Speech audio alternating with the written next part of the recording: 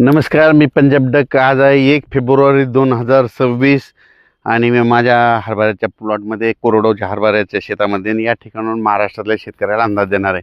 कारण की राज्यातल्या सर्व शेतकऱ्याचे आता हरभरा काढणी चालू आहे.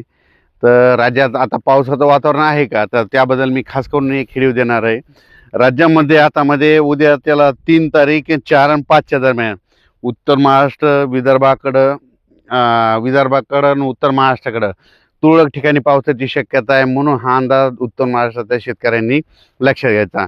नंदुरबार जिल्हा झालं, धुळे जिल्हा झालं, नाशिक जिल्हा झालं, जळगाव जिल्हा झालं, त्याच्यानंतर बुलढाणा जिल्हा झालं, अकोला, अमरावती, वर्धा, नागपूर, भंडारा, गोंदिया, अकोला ह्या पट्ट्यामध्ये काय होणार आहे म्हणजे 3 फेब्रुवारी, 4 फेब्रुवारी आणि 5 फेब्रुवारीच्या दरम्यान तुरळक ठिकाणी पाऊस पडणार आहे. म्हणून हा अंदाज महाराष्ट्रातल्या शेतकऱ्यांनी लक्षात घ्यायचा. हा पाऊस सर्वदूर नाही, फक्त राज्यात मध्य प्रदेशकडे पाऊस पडत असल्यामुळे काय होणार आहे, त्याचा असर काय होणार, मध्य प्रदेशच्या बाजूचे सीमालगतचे जिल्हे आहेत तर त्यांना ते असं जाणवणार आहे. म्हणून हा अंदाज लक्षात घ्यायचा. मग सांगायचं झालं तर मराठवाडा आणि पश्चिम महाराष्ट्राकडे नुसतं ढगाळ वातावरण राहणार आहे. म्हणून मराठवाडा आणि पश्चिम महाराष्ट्रातल्या शेतकऱ्यांना काही चिंता करायची गरज नाही. तसेच कर्नाटक, निपाणी भागातल्या शेतकऱ्याचे फोन आलं, आम्ही तंबाखू काढायला सुरुवात केली, आमच्या भागाकडे पाऊस येईल का. तर कर्नाटकचे जे निपाणी त्या भागातले तंबाखू काढणारे शेतकरी त्यांना एक सांगू इच्छितो की तुमच्या भागाकडे काही पाऊस येणार नाही, त्याच्यामुळे काही चिंता करायची गरज नाही. फक्त ढगाळ वातावरण आता 2-3 दिवस राहणार आहे. म्हणून हा अंदाज लक्षात घ्यायचा. राज्यातल्या सर्व शेतकऱ्यांना सांगू इच्छितो की राज्यामध्ये फक्त 3 फेब्रुवारी, 4 आणि 5 फेब्रुवारी दरम्यानच राज्यात वातावरण खराब राहणार आहे. म्हणून हा अंदाज लक्षात घ्यायचा. त्याच्यानंतर 6-7च्या नंतर राज्यात ऊन वाढत जाणार आहे. 10 तारखेनंतर चांगला असं ऊन तापणार आहे, दिवसा देखील गरमी जाणवणार आहे. म्हणून हा अंदाज सर्व शेतकऱ्यांनी लक्षात घ्यायचा.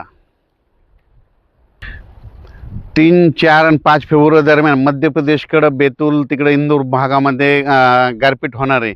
तर त्या तिकडल्या गारपीट होत असल्यामुळे काय होणार, त्याचा असर थोडा तरी आपल्या महाराष्ट्रामध्ये काही गावावर देखील पडणार आहे. आणि ती मग राहिलो एक तर उत्तर महाराष्ट्राकडं आणि इकडं पश्चिम विदर्भाकडं म्हणजे त्या भागाकडं मध्ये घाटाच्या खाली तिकडं होऊ शकते. सगळीकडं गारपीट नाही होणार, पण काही भागामध्ये 10-20 गावामध्ये मात्र या मध्य प्रदेशकडे गारपीट होणार आहे. त्याचा असर मात्र महाराष्ट्राच्या सीमालगतच्या जिल्ह्याकडे काही गावाकडे होईल. म्हणून हे अंदाज त्या शेतकऱ्यांनी लक्षात घ्यायचा. आपलं तूर असेल तर तो झाकून ठेवायची, हरभरे आले असेल तर उद्यापर्यंत गोळा करून वाटल्यास 3 तारखेपर्यंत झाकून घ्या. त्याच्यानंतर वीट भट्टी उत्पादकांना सांगू इच्छितो, तिकडल्या संभाजीनगर काढल्या तुम्ही तुमच्या काय करा, 2-3 दिवस आपलं ते विटा झालेल्या कच्च्या विटा झाकून ठेवा. कारण की संभाजीनगरपर्यंत देखील थोडाफार तुरळक ठिकाणी पाऊस येऊ शकतो. म्हणून हे लक्षात घ्यायचं.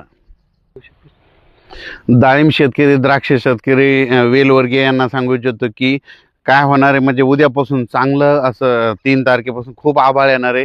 ते आभाळ येत असल्यामुळे काय होईल, त्याच्यामध्ये थोडंफार धुळीचं प्रमाण आहे. म्हणून तुम्ही तुमचं फवारणीचे नियोजन लावून घ्यावे. द्राक्ष शेतकऱ्यांनी देखील आपण आपल्या फवारणीचे नियोजन करून घ्यावे. म्हणून ही देखील सर्वांना सांगू इच्छितो. आणि त्याच्यानंतर राज्यात माझं 5 तारखेच्या नंतर परत राज्यामध्ये रात्री 11 ते सकाळी 6 वाजेपर्यंत थंडी राहील, दिवसा ऊन तापत जाईल. राज्यातला पारा 8-9 तारखेच्या 9 फेब्रुवारीच्या नंतर ते 14 फेब्रुवारीपर्यंत चांगला जवळपास 36-37 अंशापर्यंत पारा वाढत जाणार आहे. म्हणून हा अंदाज लक्षात घ्यायचा. उन्हाळ्याची चाहूल लागली म्हणून हे लक्षात घ्यायचं. त्याच्यानंतर परत एकदा काय होणार आहे, परत एकदा फेब्रुवारी महिन्यात आणखीन एकदा असंच वातावरण तयार होईल. त्याचा मेसेज मी नंतर त्या व्हिडिओमध्ये देणार आहे. धन्यवाद.